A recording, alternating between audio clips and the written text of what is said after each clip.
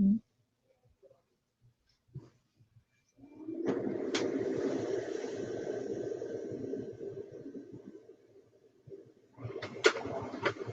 You're listening to WKDW Radio 97.5 and KDWRadio.com, broadcasting from the Bishop West Real Estate Mobile Tower right here in Northport, Florida. I've got my very, very special distant guest in the house. She's all the way down in Port Charlotte today. We do these shows remote now, and Justin's daughter is actually helping us with some tech stuff. So it was very nice of her to step in and do some teching for us. But Amy, go ahead and reintroduce yourself, because it's been a couple months because we've had really good special guests fill in and give, different types of information. But go ahead and introduce yourself again and talk about your position. I'm Amy Huddleston. I'm the communications coordinator with the Center for Abuse and Rape Emergencies. We provide victim services to survivors of domestic violence, sexual assault, and other violent crimes in Charlotte County. A little bit about what I do. I do social media. I go to chamber functions. I do the website. I'm kind of like the tech back end of stuff, trying to get our reach out more on the internet and all that. So. Well, and you're constantly trying to do those things, but you do volunteer to take call, or should I say you have to take call. Yes, I also am an advocate, so I am on the hospital response schedule. So if we do get a call from one of the local hospitals, I do show up. So I want to highlight that for just a second, because we were talking briefly before the show started. We talked all the way through COVID, and we talked about the scenarios that were playing out with COVID. I kind of want to highlight that again for a few minutes, because I think things have loosened up enough now where we're seeing more activity by people. Different events are happening around town, and it's drawing them out of their house. What happens in a household that has abuse going on in the COVID scenario? And then what is happening now that's kind of opening the phone lines up a little bit? So what we saw was COVID. We all remember last year and the mandatory lockdown. So you're a victim of domestic violence. You're living in the same house as your abuser. You're not able to go to the grocery store. You're not able to leave the house. Communications, like even if you're on a Zoom call or you're talking with your friend on the phone, your abuser's always there with you. So there's no, hey, let me give a hotline a call. Let me talk to a friend about what's going on. You can't really disclose to anybody because you're living in fear the majority of the time. So during COVID, we really saw a decline in calling and people reporting because, you really can't. You're living in fear for that entire time. So now that all the restrictions have lifted, we're not under lockdown, we're not dealing with that. A lot of in-person, we've gone back to in-person.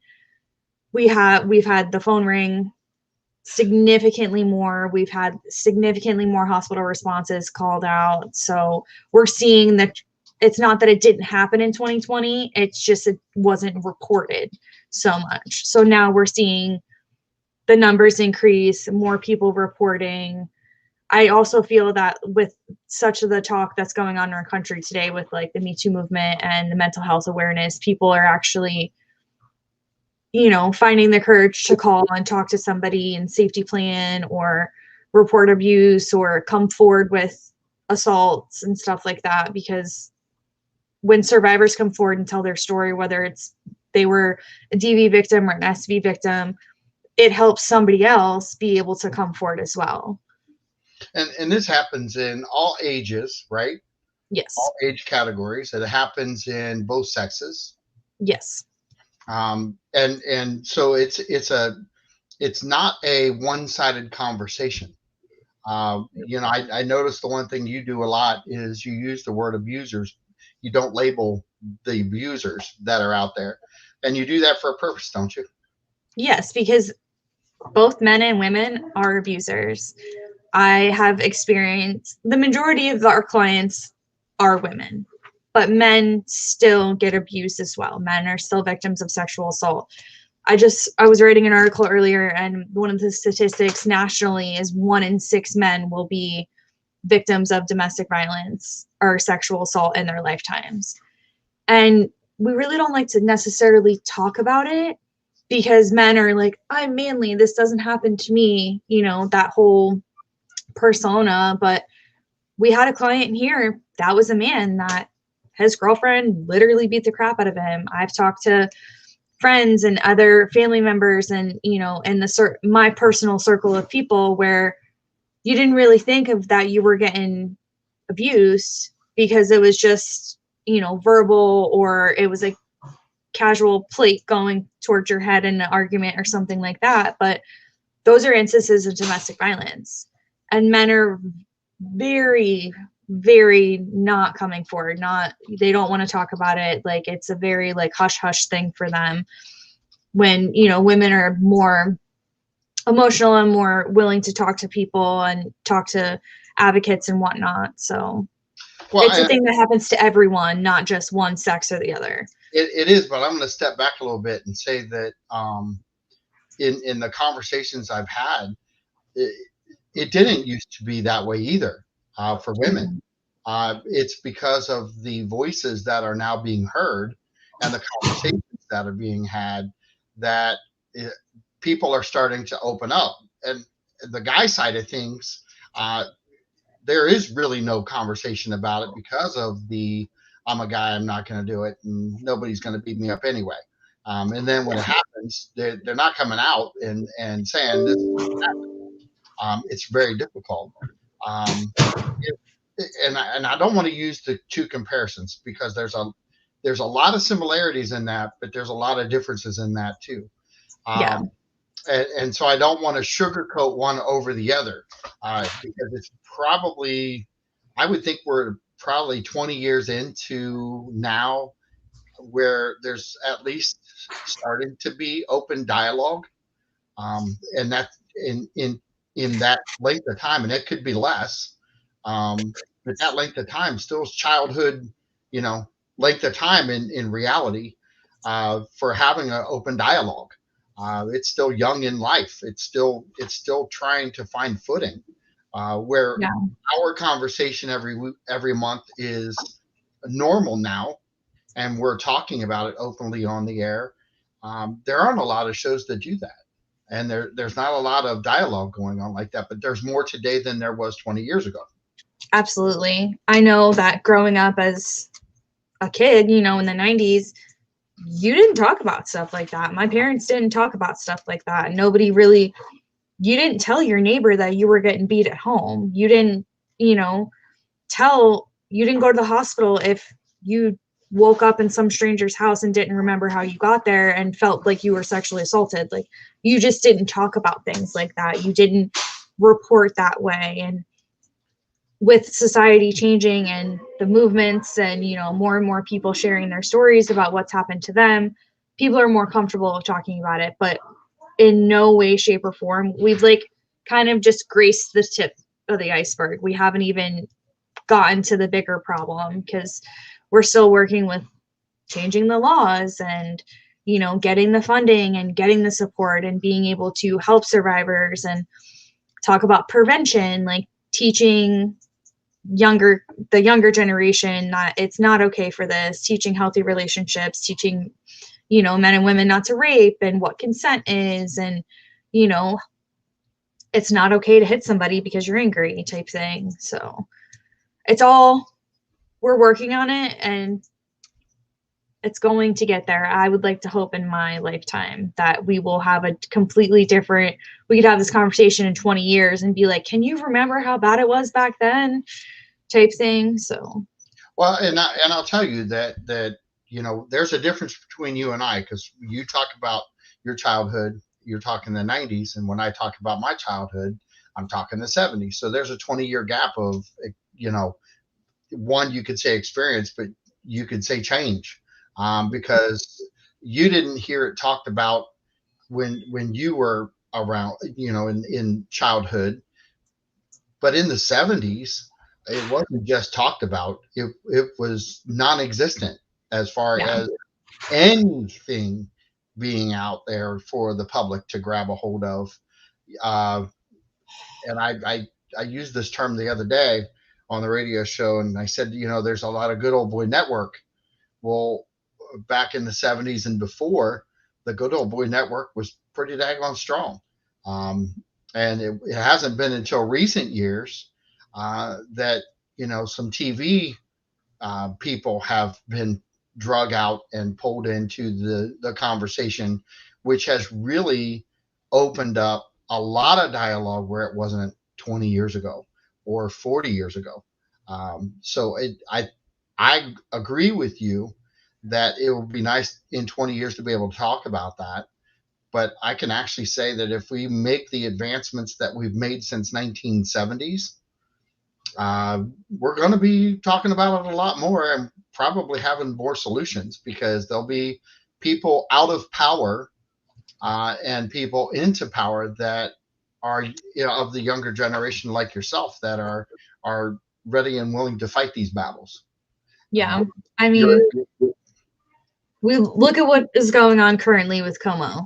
I mean, he wants to blame the generation that it was acceptable to just do the things that he did, but it's not, and the whole world sees that. So, the tabloids and the media have blown everything up and stuff like that, but the rest of the world is acknowledging that his behavior is not okay and that it was not right. And these multiple women have come forward and shared their stories of how they were retaliated against for saying anything.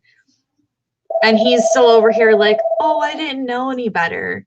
So, I mean, we're still seeing instances of that today, but I would like to think that you're right. Like, these people that are in power now, come 15, 20 years from now, there will be change, and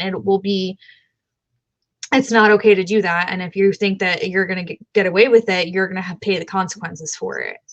I wonder when we're going to get to a point where it's all right to talk about it openly and not throw someone under the bus who's been abused.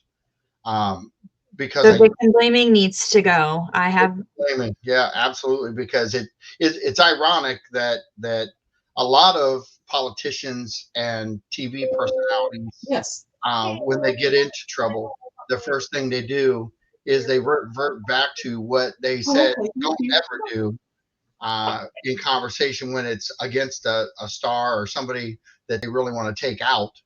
And in fact, I think Como was actually used verbiage when we had one of the judges run, Kavanaugh, and he used verbiage. And it seems to me like the verbiage he used, it was talked about for a bleep, and then they got rid of it. But I'd like to see him grab a hold of that and say, well, wait a minute, this is what you said. Why aren't you doing what you said you would do? Exactly. I've seen a couple articles like that where he advocated for the Me Too movement and was all, I'm your ally, I'm here to stick with you. But while behind closed doors, you're doing exactly the opposite of what you were saying. And it's the cover up. I think what kills me is that we have open dialogue. It'll be standard business ones. Okay. So sorry, I had somebody come in the office. No, they are. Oh, we're not gonna do this. I'm on. Sorry. I got him. No worries. You got that. So, I just didn't want any personal information to get picked up there. Oh, no, they're talking about envelopes. Nothing exciting. No exciting. Envelopes and labels, The really important stuff. Yeah. It's the current movement that's out there. Grabbing a hold of this and not letting it go, I think, is the big thing. Does your organization have connections, not with the Me Too movement and things like that, but do you guys have connections with other states that you guys relate with, or other counties that you guys talk about these topics? So we kind of our organization is kind of like a sister network to our surrounding communities. So in Lee County, we have ACT down there, and in Sarasota County, there's Spark. And we also work with DCF and, different agencies around the community. We don't actually all go and have like talks about it. I mean, I know that my executive director does go to different meetings and seminars and stuff like that, and does talk about the issue on that level with bigger organizations. But currently our main thing is like, we want to support our other dual agencies and our other agencies in the local area. But right now what we're trying to do as care, like with us, we're trying to focus on prevention. I know that over the summer we did the Safe Dates program with the Boys and Girls Club, where we're teaching healthy relationships, how, you know, what consent is, safe touch, not safe touch, with all age ranges from little, you know, I want to say they did like 5 to 10-year-olds, and then they did middle school, and then they did high school kids, some of the high schools. I know that we've been doing things like that, teaching about how, like, basically what not to do. I mean, this is what you see, the problems that we have in our society today, and ultimately it kind of comes from how you were brought up and how you were raised, and, you know, the ACEs that you had in your childhood and stuff like that. To, like, if you grew up in a domestic violence household and you watched your father beat your mother, hypothetically, you're more inclined to do that to your spouse when you grow up. It's not always the case, absolutely not, but there's a percentage statistically that they've done research over that you would do that because you think it's normal type thing. So what we try to focus on is the prevention of that, and teaching healthy relationship skills, that putting your hands on someone is never the way to go. Emotional abuse is a thing. So how to, you get into an argument, how to, you know, kind of diffuse the situation and whatnot. Right now, August is Bystander Awareness Month, and what we're doing for the adults in our community, on August 27th, we're hosting a bystander intervention training, where it's basically, you see something, you say something. We focus on the green dot method that we implemented in previous years, focusing on the 3 Ds of getting involved, of either you directly, hey, is everything okay over here? You distract, you fake trip or spill your drink or something, or you delegate to someone else, an authority where you think that can handle the situation. But either way, you intervene in moments of personal violence, doing your part, because you never know, you could be that one person that saves somebody from getting beat up, or, you know, intervened in you know, preventing a sexual assault. Whatever the case may be, you're still doing your part as being an active bystander. I mean, we all have our personal boundaries, whether or not we want to get involved, but, you know, we teach people healthy ways to do that. We bring them to where they're comfortable, because we all have boundaries, but we're working on that as well this month. Good. Well, and I want to point something out too, because I've been talking with a lot of different groups, different style groups, but, you know, they're focused in on something that really matters, I think, more than the national level. They're focused in on the local stuff and the local level. And I want you to address this in a comparison of national and local. You kind of are as you're talking, but the importance of, from what I pick up from your conversation, the importance of really going in and doing local is, you know, we've got it to the point now where we've got some grassroots effort going on, where in the 70s and 90s we didn't have any grassroots effort. We're kind of, we're out there now. We're kind of planting the seeds, and in order to change a lot of behavior, you have to plant a lot of seeds. And I think one of the ways you guys try to do that is the prevention side and the educational side. And in doing that, I think in comparison to national, grassroots is totally different, because you've got an ability to be hands-on and face-to-face with people, where on a national level, you're just kind of spouting out some information for hopefully people to grab. Is that pretty much a good depiction of what you guys are trying to do? Yeah, like, we always support the national networks. Like, you know, when in doubt, you support the big wigs. But for us, we live in such a small community. Like, Charlotte County is what, under, it's like 600, 700,000 people. Like, if you count everybody, and Charlotte County includes Inglewood, which lots of people don't know. But we I know at least for me and my organization, it's about guidance, like teaching the younger generation to help the future generations. Because like my leadership team, they are mentoring me and my colleagues on that level. And then what we do for prevention is teach the younger generation so we can constantly be moving up in that. So it's like, it's kind of like a flow, like one replaces the next type thing. And it's knowing that we get to impact the children in our local community, because those are our nieces, our nephews, our brothers, our sisters. Those are people that we get to see every day. You know, those are the people that are attending our high school. Those are the people that are on our brother's little league team, or, you know, or on the high school cheerleading squad. Those are, you know, they're going to take these things into going to college or going off to trade school or something like that. The lessons that we provide them with now are going to stay with them throughout their entire lives. So being able to better our small community in turn only makes our community better when, you know, people grow up. Well, and you guys are trying to get that local connection. It's constant. It's not a hit here and a hit there. I'm going to do this now. We'll try something over here. You're constantly doing the same thing. It's repetition that I think is now different than what it was before, because it's not a trial and error type thing. You guys know what is working, and you're amplifying your efforts by volunteers, right? We're always looking for volunteers to help. I mean, you can literally pick up groceries and you don't have to go through the training program. The training program is just a couple of days, but you are certified to be able to answer hotline calls, to be able to go on hospital response.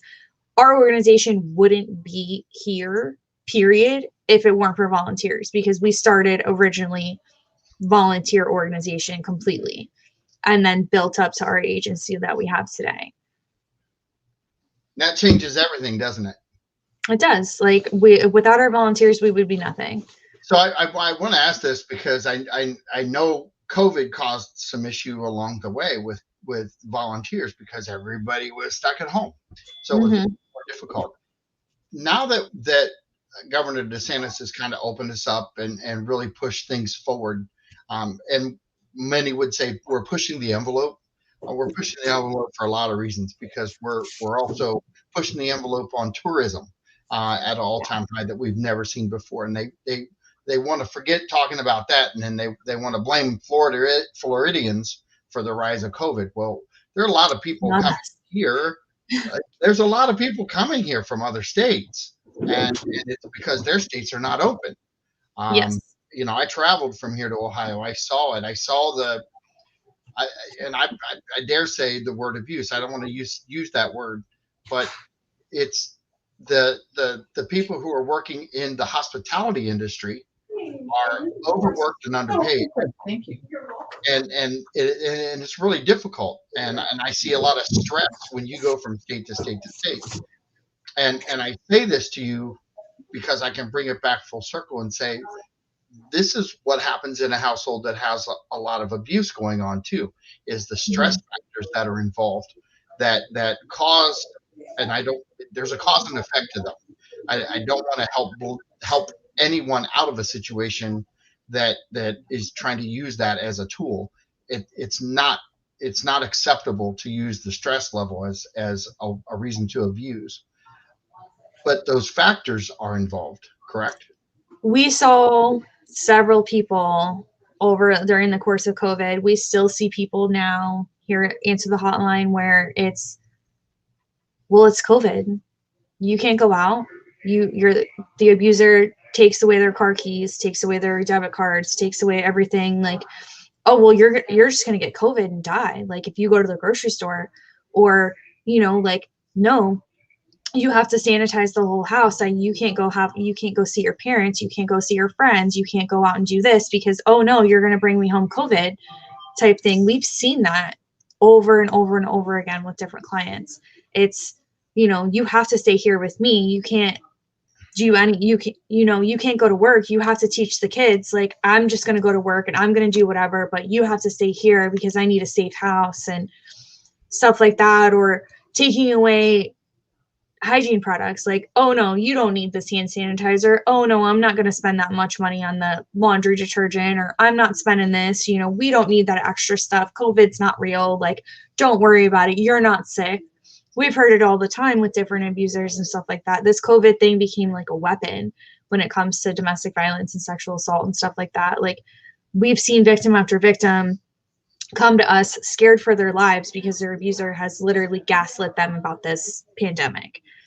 And fortunately enough, we have trained advocates and that are able to safety plan with them and talk with them about it. And, we've had clients that successfully were able to leave their abuser and come to shelter and, realize that it's going to be okay. And that, as long as you take care of yourself and you're washing your hands and wiping stuff down and, following the CDC guidelines, that it's going to be okay. You don't feel safe. And the whole mask thing too, we've seen with abusers, like, oh, well, now I can hit you in the face because you'll put a mask on and nobody will know about it because they can't see your face. So we've seen a lot of different things go on. The pandemic kind of went crazy because people are scared to leave their house and, they're staying with their abuser. And then we've seen the abuser just take the pandemic to a whole new level and create fear that we've never seen before because no one's ever experienced a pandemic. Well, and I'm glad you touched on all those things because it seems like the mask has created a lot of cover, no pun intended, a lot of cover for people because you're right. It's the bruising, it's the scar, not just scars, but even the red marks that are left behind. It's the ability to take somebody out in public and never have to see their face. You just never know, because if they've got their sunglasses on and their mask on, virtually they're completely covered. So that has to be really a difficult scenario for first responders. Mm-hmm. In a lot of cases. And I don't know that we talked a lot about what you guys do in the field. You do work firsthand with the first responders, and then you're meeting people at the emergency room. Mm-hmm. That still continued during COVID, correct? So I want to say maybe March and April, May, we stopped in 2020, we stopped hospital response. I actually just had this conversation with my boss this morning about it, but we stopped going into the hospitals because, our funders and, the stuff rolls downhill. So if they're telling us we shouldn't be in the hospitals risking our lives with COVID and stuff like that, we don't go. Right. But what we did do during the time where we weren't active at hospital response, we provided all the hospitals with our hospital response bags, which it's basically grab and go bag of all the essentials that you would need for a sexual assault survivor. We have these lovely ladies, I believe in Inglewood, that make handmade quilts that are just small. It's something comfort. It's not like the stingy hospital blanket. We have a full change of clothes, from shoes, pants, underwear, shirts, sports bra, socks. We have the toiletries, the, body wash, shampoo, toothbrush, all the essentials for a survivor from sexual assault. So we provided them with bags and different sizes and stuff like that, and all of our information, because throughout the pandemic, care was here 365, 24/7. I worked from home for about 4 days, and then I was like, I'm too bored at home. I'm coming back to work. And she was like, no problem. So not a lot of us worked from home. We had maybe 3 or 4 people for the first couple of weeks just as a precaution, but we're still out there. I mean, look at Florida right now. We're right behind Louisiana in the number 2 spot of the Delta variant and COVID going crazy. And I'm in the hospital last night with an ER that is COVID rampant, still going out there responding to victims of sexual assault. We're on the front lines now as advocates, putting ourselves out there to help these victims, because if we're not going to do it, who else is? I mean, we have the EMS and the fire department and the police officers that are doing the same thing, they're helping them in the same way. But automatically you get a victim of DV, you get a victim of sexual assault, regardless of the situation, they're calling care. And so one of us is coming out to go be there and advocate for them. So I want to address that a little bit, because before COVID, it was still, you guys were out there doing your thing, but Yeah. we talked about it prior to COVID, and yes, the care packages were there. Yes, everything was going forward. I want to talk about the during COVID a little bit, so that people understand truly what happens in a victim's mind, from the two comparisons, because there has to be in, and I don't want to say there is, because I hope there isn't, but there's got to be somebody who went through sexual or an assault before COVID, that experienced it during COVID, and that we talked about this before COVID happened, and it was that you guys as advocates took a lot of the pressure away from the victim, because they weren't alone and they had someone to talk to. Mm-hmm. That scenario did not play out that way for a lot of victims during COVID because of the pandemic. Mm-hmm. And I'm wondering, and there are no stats for what we're talking about. Yeah. But I'm wondering if, with your professional insight as being an advocate, if you think that actually may have, and I don't want to say hurt, because ultimately the people that are there that are caring for the victim, they're still trying to do the right thing. Yeah. It's a different, I think it's a different relationship. I've never had to go through it, but what I've heard you guys talk about, it's a different relationship, because you're not telling them what to do, you're listening to them. Yeah. And do you think that was missed during the pandemic time, where things were kind of in lockdown? Do you think that the victims, not that they took second fiddle, and because a pandemic is a pandemic?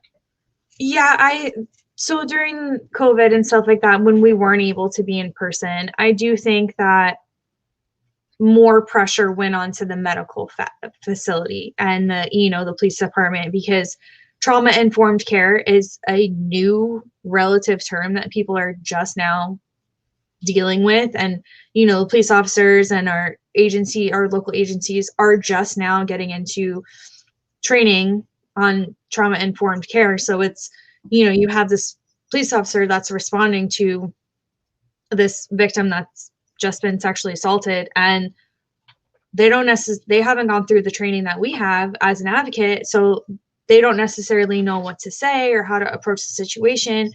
And then you transport them to the hospital, you get their statement, and they may be a little bit more harsh than what we would be as advocates.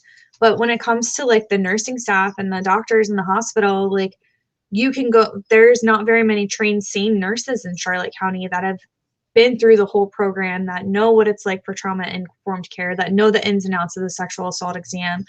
And, it puts more on them, because it's, pulls on your heartstrings, because nobody ever wants to see that. Like, you automatically are empathizing with the survivor and stuff like that. So I think it more like put more pressure on this medical facility personnel and the police officers, because they kind of are just new getting thrown into this, when before we could be there in person. So I think a lot of it, like, it put more pressure on them. Not that the survivors got any kind of different kind of treatment. It was just maybe not as supportive as it could have been, because you don't have the education level or the training that somebody would have. Because, I know my sister works at the hospital, and COVID, you're overwhelmed with lots of other people, and you don't want to put somebody at risk, because you got a COVID patient next to them, or, like, something like that. Like it just put a little bit more pressure on them. But in Charlotte County, do you offer that training if nurses want to come in and take part in that training? So we just actually did a training at the end of July for SANE training. It's through the state, I believe, and I believe FCASB, right, does that? Yes. Yes, FCASB does that. Our sexual assault program manager, Wendy, she has advocated for more and more and more training. During COVID, they had one set up, they had a bunch of people signed up, and then it took almost a year to get it back on. And I know in 2021 we've held 2 of them, and I believe that they're looking to host one again maybe later on in the fall or early in the spring to try to get as many people as trained as possible. I know for our organization, we do offer training to businesses and agencies about trauma-informed care, about, you know, what we do here, you know, different prevention strategies like sexual assault in your workplace, how, like for doctor's office, how to go about asking a patient about if they've been sexually assaulted, or like looking for the signs of abuse and what to do. We offer all of that education. Our outreach coordinator is out there on the day-to-day going to different businesses being like, hey, we offer all of this stuff. I mean, in 2021, why wouldn't you want to have somebody like our organization come to your place of business and learn all of those things to, you know, cover yourself, because you never know what could happen. I mean, some people have inappropriate behavior and haven't gotten it yet, but wouldn't you rather know, hey, maybe I shouldn't say this, or hey, maybe it shouldn't be like this, or how can I better give my patients better service with being more, you know, being more educated on trauma and what just happened? Because if you don't really know what it's like to be sexually assaulted until you actually go through it, type thing. But you can take the training and have somebody educate you on what the victim goes through and stuff like that, or being a victim of domestic violence, and, you know, what the telltale signs to look for if somebody's getting abused, if you're going to the doctor's office, like, oh, where's that bruise from? Or, you know, how to approach the conversation in a nice manner rather than coming right out and being like, hey, what's going on? We also have human trafficking is a big thing here as well. I mean, Florida is a number 3 hotspot in the entire country. So teaching law enforcement about signs to look for human trafficking, because yes, we're not Tampa, we're not Miami, but we're just a couple of hour drive for either one of those places, and it does happen here. And we're susceptible, big time. So, I mean, looking for, you know, we teach all of these things. That's what our agency does, is we're about community education and going and presenting this information in a trained professional manner so you can better educate yourself. So I'm going to ask you something in a little different form, because I know that when I worked trauma up in Columbus, Ohio, when we got called into a room, everybody knew what to do. Everybody knew what their job was. The camaraderie was there because we did it over and over again.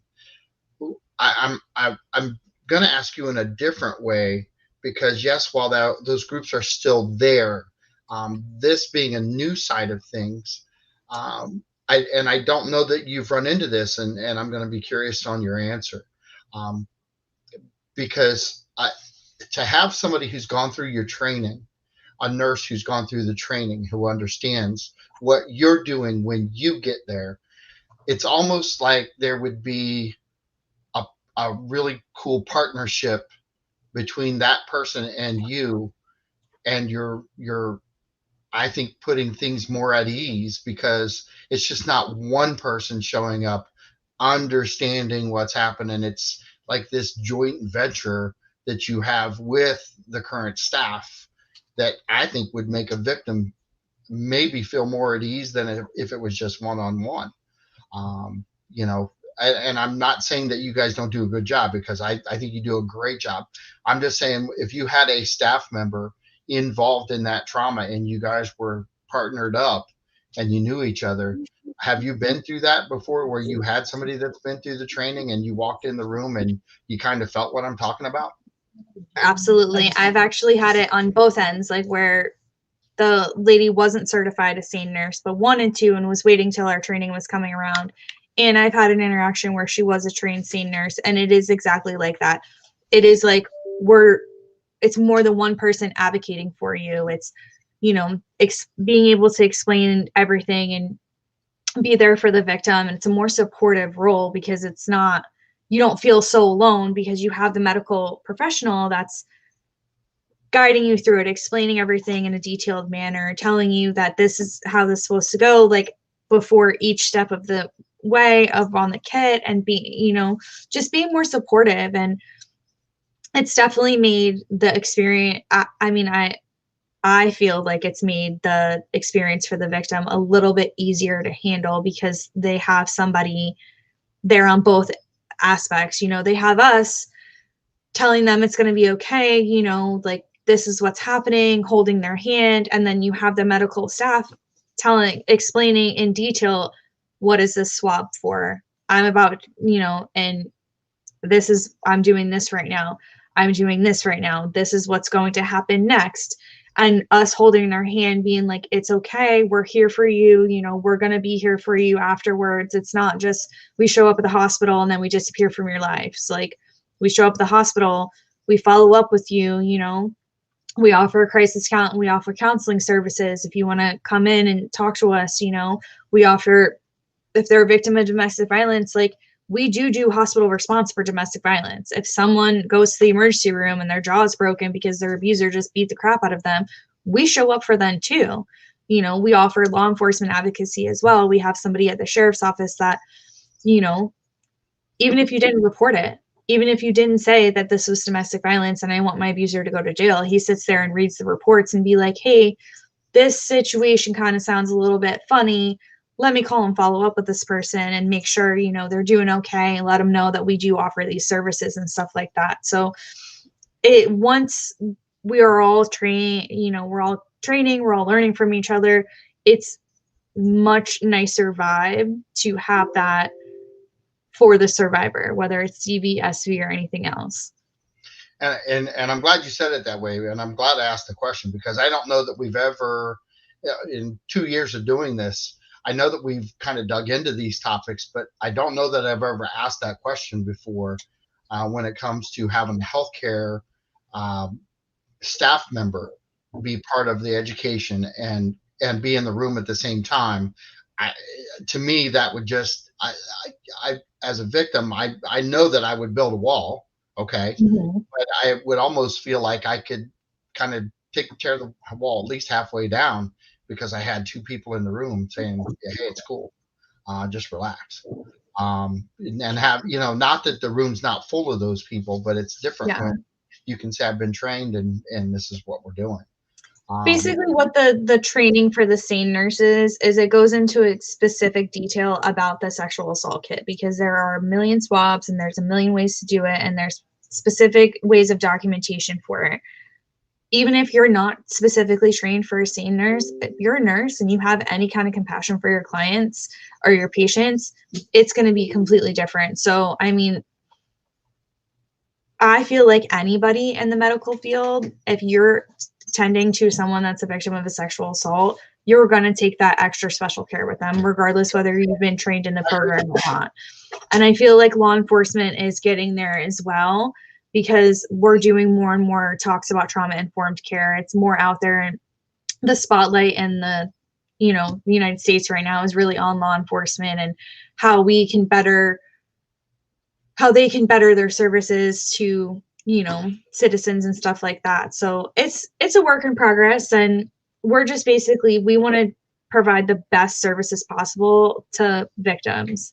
I don't really necessarily like to say victims all the time. I like to say survivors, because by the time that we've come into contact with them, they survived. Like, we're not showing up to the morgue type thing. We're showing up to the hospital. They're real life breathing, like survivor. They just went through this entire ordeal, and they're still here to be able to live and talk about it. So. And I'm going to add this in, because I was going to go there, and then I looked at the clock, but then you added a couple words in there that I'm going to add this in, because you do this so that the suicide rate stays lower. Isn't that the case a lot of times, or the death rate stays lower? I can't speak to the suicide rate because I'm not I don't know the stats offhand and stuff There's like that. definitely a correlation. There is with definitely a correlation between abuse and sexual assault and suicide. Like, I do know that. I have read some articles about it, but we provide a 24/7 hotline helpline. Our phone number, like, I didn't see it scrolling across the screen, so I'm going to plug it, but our phone number is 941-627-6000. Our other phone number is 941-637-0404. We have a text line. If you don't want to talk to somebody on the phone, it's 941-499-8534. And we have online advocates that you can chat with us 24 hours a day, 365 at carefl.org. Our advocates are here 365 days a year, 24/7. There is not a time that they were not going to call any one of our phone numbers and get a live advocate. There's not.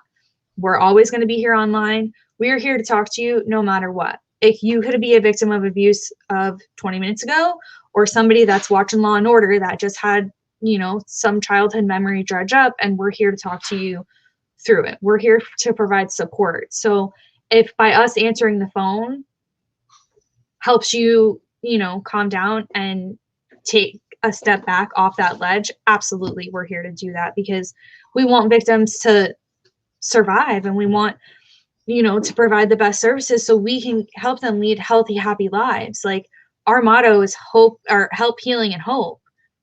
That's why we have the economic empowerment program, where we help survivors get back on their feet with jobs, resume building, career, like finding new clothes, finding a new place to live, teaching them how to cook and fend for themselves.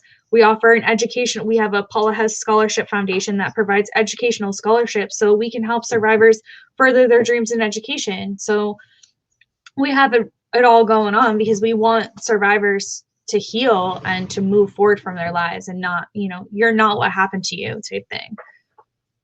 And you've done a great job with the show, because we don't talk about this stuff before we get on the show. So this is truly an open dialogue every time we talk about a topic that a tremendous amount about.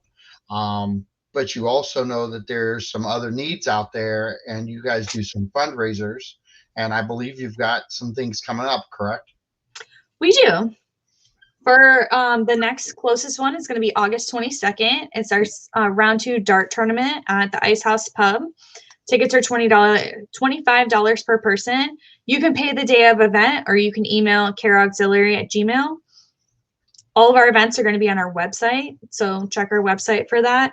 We also have the Care Ball coming up in 2022. It's going to be January 29th. The theme this year is Under the Big Top. I cannot wait. I am already planning my outfit. I'm super excited. There's going to be a silent auction. There's going to be some gaming. There's going to be a dance party. 3-course beautiful meal. I had so much fun when I went. And that fundraiser is our biggest fundraiser of the year that helps us with all of the unsolicited funds that we need. Because yes, we do get grant funding. We do have it from federal and city agencies and stuff like that. But it doesn't include the little things that you need, like brand new tires on the car because the abuser just slashed them, or helping you replace your birth certificate or your driver's license because your abuser threw them out, or helping you with daycare, or helping you with doctor's appointments and stuff like that. Those funds that are grant funds don't cover those things. So when we have these fundraisers and our auxiliary events, those help with us with unregulated funds for our survivors, because grants only cover so much for us. Well, I'm glad you threw the word unregulated, because a lot of people would hear, we get this, we get that, but unregulated and regulated in your world are two entirely different. Night and day. It's regulated. You can spend it on X, Y, and Z only. Anything else on that, we want our money back. Unregulated funds allows us to be able to do the things that aren't on the grants. So in order to have someone donate directly to you, what do they need to do? They can visit our website, carefl.org, and click the donate button on the top, or click the giving tab on there. You can set up a monthly donation. That's through PayPal. You can do a one-time donation. We also have legacy giving. We have a Circle of Champions Foundation. So if you'd like to leave us a gift in your will or something like that, you can talk to my colleague Linda Lusk about it. We do offer that. You can attend any one of our fundraisers. Donate that way. I mean, you can also shop at any of our resale stores. We have 2 locations of our reuse. We have one in Port Charlotte that's located at the Recycle Center on Kenilworth. And then we have one in Inglewood that on Environmental Way. It's basically like a Goodwill type thing. We take donations there. You can give back and whatnot. And you can also shop at a low price. I mean, I just advertised an Ashley bedroom furniture set, like the headboard, the footboard, the nightstand, usually retails for like $1,600. We were selling it for a fraction of that. So we always have great deals. You can follow them on social media as well. It's Care Reuse, and check out all of our deals. I mean, that's an indirect way. Instead of just giving us money, you can go purchase things from our store, and that'll be able to help us with our funds as well. So there's many different ways you can give back. I mean, even if you volunteer your time, that's donating to our cause as well, because we thrive on volunteers with our organization. So, well, and give your information again, because we did have a tech who was pulled in, and she did a fantastic job, but she's not used to doing this either. And I got to tell you, she didn't do too bad for being her first time. So I appreciated her help. But go ahead and give your contact information again before we get off the air. So our main phone number is 941-627-6000. Our text line is 941-499-8534. Our online chat is carefl.org. You can click the chat button. You can also go to our website to check up on our upcoming events and learn how to donate.